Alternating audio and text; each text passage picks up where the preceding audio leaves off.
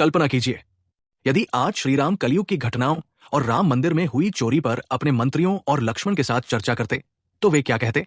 ये एक काल्पनिक व्यंग्यात्मक रचना है। श्री राम बैठे राजसभा में, मुख पर गहरी सोच, बोले लखन सुनो हनुमंता, क्यों बढ़ता है लोभ।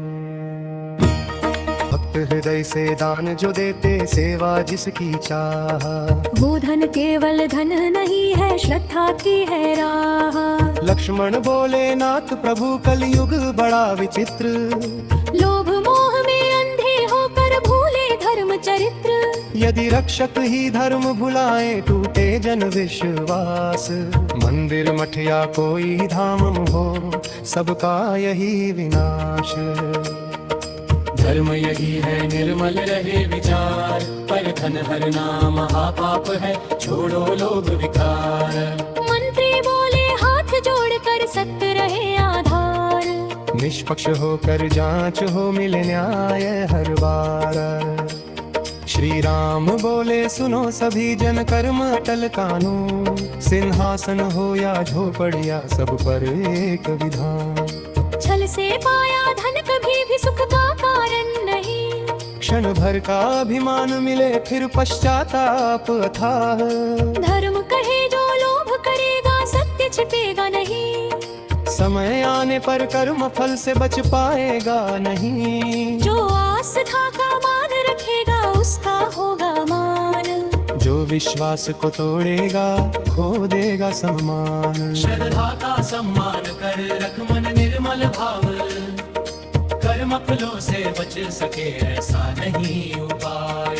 अंत में श्री राम सभा में उपस्थित सभी जनों की ओर देख कर बोले, राम कहे सुनो सकल समाजा,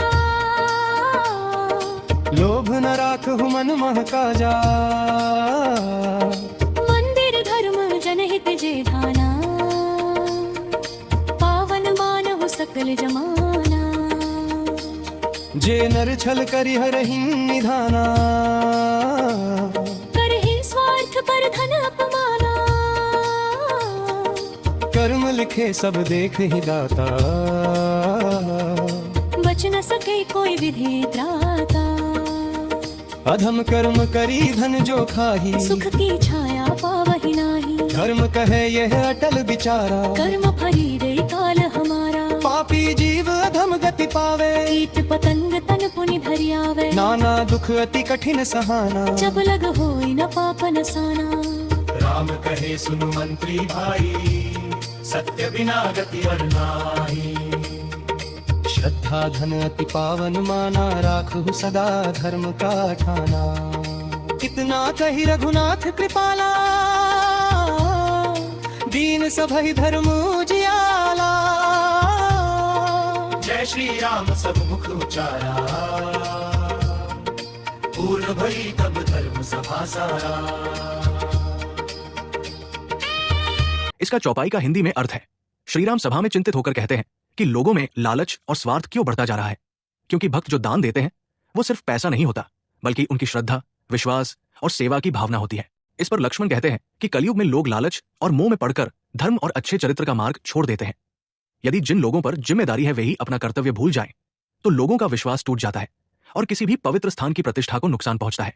तब माता सीता कहती है कि धर्म का मार्ग साफ मन और ईमानदारी का है, और दूसरे के धन पर गलत अधिकार करना बहुत बड़ा पाप माना गया है।